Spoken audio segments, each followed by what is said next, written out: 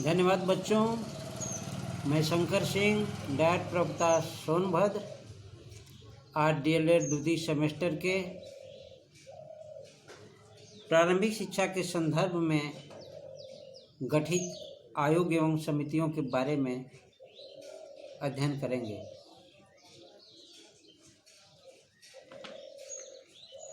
प्रारंभिक शिक्षा के आयोग एवं समितियों के गठन के संबंध में हम देखें तो इसे दो भागों में बांटकर अध्ययन करना काफ़ी उचित होगा। स्वतंत्रता से पूर्व आयोग एवं समितियों का गठन तथा स्वतंत्रता के बाद आयोग एवं समितियों का गठन। हम लोग आरंभ में स्वतंत्रता से पूर्व आयोग एवं समितियों के गठन के बारे में अध्ययन करेंगे। आज से 50 वर्ष पूर्व, आज़ादी से 50 वर्ष पूर्व भारत में मैकाले की शिक्षा नीति का बोलबाला रहा। भारत की शिक्षा व्यवस्था मैकाले की नीतिगत चाशनी में डूबी हुई थी।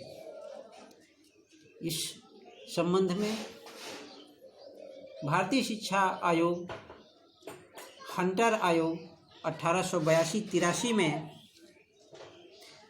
आया और वह भी मैकाले की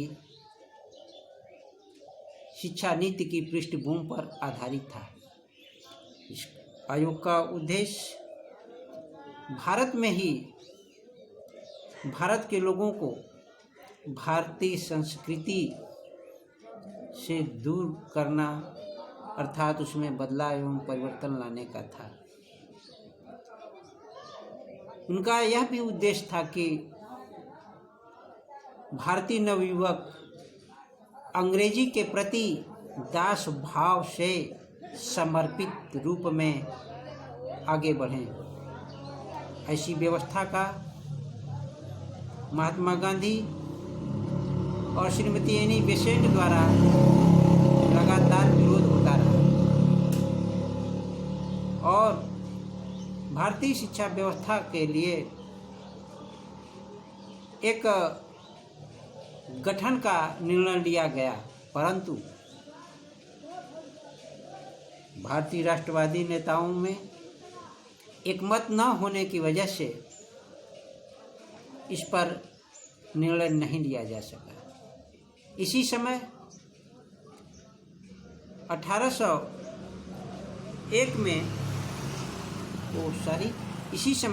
1901 में रविंद्रनाथ टैगोर ने ब्रह्मचर्य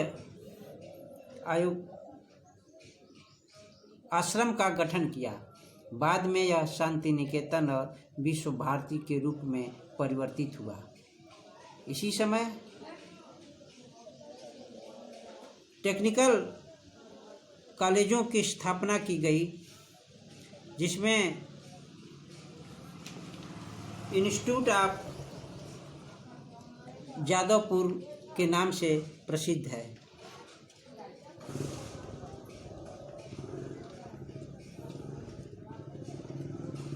भारतीय राष्ट्रवादियों ने मध्यवर्गीय मार्ग अपनाते हुए शिक्षा के स्वरूप का निर्धारण 1905 में किया, जिसमें कुछ सिद्धांतों के आधार पर कुछ निर्णय लिए गए। नंबर 1, राष्ट्र प्रेम की भावना पर बल।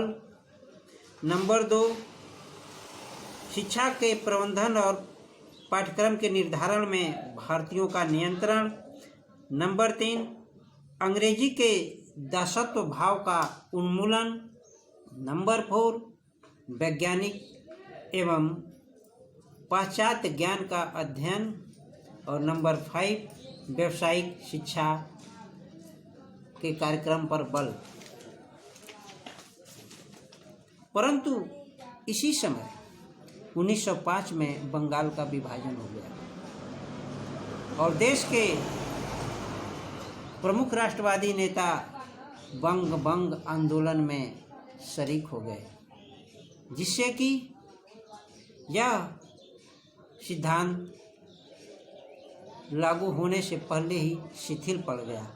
फिर भी 1905 में राष्ट्रीय शिक्षा समिति का गठन गुरुदत्त बनर्जी की अध्यक्षता में की गई। 1913 में शिक्षा नीति पर एक सरकारी प्रस्ताव बनाया गया, जिसमें प्राथमिक, माध्यमिक तथा उच्च शिक्षा पर सिफारिशें की गई। 1917 में विश्वविद्यालय आयोग की स्थापना लीड्स के नेतृत्व में की गई, जिसमें महिला शिक्षा पर अधिक जोर दिया गया। गोपाल कृष्ण गोखले ने प्राथमिक शिक्षा को निःशुल्क एवं अनिवार्य करने हेतु केंद्रीय धारा सदस्य के रूप में सराहनीय कार्य किया और 16 मार्च 1911 में प्राथमिक शिक्षा संबंधी विधेयक प्रस्तुत किया। 1918 में मुंबई प्राथमिक शिक्षा अधिनियम विट्ठल भाई पटेल के नेतृत्व में प्रस्तुत किया गया, जिसका उद्देश्य शिक्षा को निःशुल्क किया जाना था। 1918 में ही हर्टांग समिति का गठन किया गया, जिसका उद्देश्य भारतीय शिक्षा पद्धति की जांच करके अपनी रिपोर्ट प्रस्तुत करनी थी। स्वतंत्रता पूर्व में स्वामी विवेकानंद जी ने कहा था कि हमारा देश इसमें हमारे शिक्षा का अभाव है। इस विचार से प्रेरित होकर देश के राष्ट्रवादी राष्ट्र निर्माताओं ने उत्साह बढ़ा और इसके फलस्वरूप शिक्षा की नवीन योजनाओं का संचालन किया गया। ये नई योजनाएं मुख्य रूप से 3 थीं। नंबर 1 विद्या मंदिर योजना, नंबर 2 वॉलंटरी स्कूल योजना, नंबर 3 बेसिक शिक्षा योजना। विद्या मंदिर योजना का संचालन तत्कालीन शिक्षा मंत्री रविशंकर शुक्ल ने 1938-39 में किया, जिसके अंतर्गत 80 विद्यालय खुले गए, परंतु यह योजना लंबे समय तक नहीं चल सकी। वॉलंटरी स्कूल योजना 1938 में बम्बई में लागू की गई, जिसका उद्देश्य सामूहिक, सामुदायिक और व्यक्तिगत रूप से स्कूल खेलों की ग्रामीण अंचल में व्यवस्था की गई। यह योजना अपेक्षाकृत काफ़ी सफल थी। बेसिक शिक्षा योजना के प्रतिपादक महात्मा गांधी थे। उन्होंने 1938 में हरिजन नामक पत्रिका में बेसिक शिक्षा की अवधारणा लिखकर सरकार का ध्यान इस तरफ खींचा और वार्धा शिक्षा सम्मेलन 1938 में गांधी जी की अध्यक्षता में ही संपन्न हुआ, जिसमें श्रम से प्रेम, हस्तशिल्प शिक्षा, धर्म, दर्शन और विज्ञान की शिक्षा देने की बात कही गई थी। 1944 में सार्जेंट योजना, जिसे केंद्रीय शिक्षा सलाहकार बोर्ड भी कहा जाता है, सार्जेंट के नेतृत्व में शिक्षा विकास पर रिपोर्ट तैयार किया, जिसे 12 अध्यायों में बांटा गया, जिसमें पूर्व माध्यमिक शिक्षा, माध्यमिक शिक्षा, हाई स्कूल शिक्षा, विश्वविद्यालय शिक्षा, प्राविधिक एवं वाणिज्य शिक्षा, कला शिक्षा, प्रौढ़ शिक्षा, अध्यापक प्रशिक्षण, स्वायत्त शिक्षा, विकलांग शिक्षा तथा मनोरंजन एवं सामाजिक शिक्षा के साथ साथ समायोजन सेवा पर भी बल दिया गया। अब हम लोग चलते हैं स्वतंत्रता के बाद गठित आयोग एवं समितियां।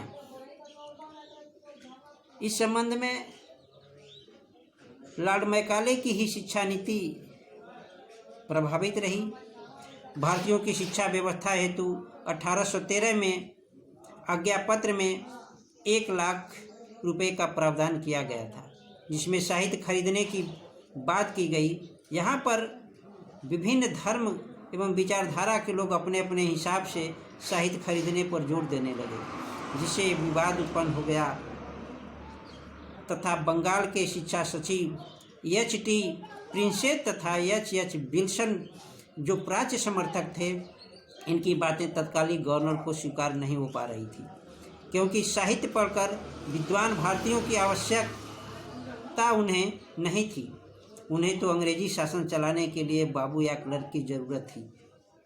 इस अवधि में लॉर्ड मैकाले ब्रिटेन से भारत आया और भारतीयों की शिक्षा व्यवस्था पर फरवरी 1935 में पूरा प्रतिवेदन प्रस्तुत किया, जिसे तत्कालीन लॉर्ड विलियम बेंटिंक ने मार्च 1935 में लागू करने की घोषणा कर दी और मैकाले की शिक्षा नीति लागू हो गई। मैकाले ने अपने विवरण पत्र में भारतीय साहित्य की अवहेलना की और ऐसी नीति बनाई कि शासन के भक्त पैदा किए जा सके। मैकाले के छनाई का सिद्धांत कुछ इस तरह से है। छनाई के सिद्धांत को शिक्षा का निस्यंदन सिद्धांत भी कहा जाता है। इस सिद्धांत द्वारा यह स्पष्ट करने का प्रयास किया गया कि भारत में सभी को शिक्षा न देकर उच्च वर्ग को ही शिक्षा दी जाए और उच्च वर्ग से छन कर जनसाधारण तक शिक्षा अपने आप पहुंच जाएगी। मैकाले की ये धारणा थी कि जिस प्रकार से जल ऊपर पहुंचा देने से नीचे अपने आप चला आएगा, उसी तरह से भारत की शिक्षा व्यवस्था को भी उसने बनाने का प्रयास किया। मैकाले का मत था कि उच्च वर्ग, धनी, जमींदार आदि उसके समर्थक हैं और ऐसे लोगों के समाज में अधिक समर्थक होते हैं और ऐसे लोगों का अनुकरण भी जनसाधारण अधिक करता है। देश के कुछ वर्ग मैकाले की इस नीति का समर्थन करते पाए गए। इस नीति का प्रभाव यह पड़ा कि 1844 में लॉर्ड हार्डिंग ने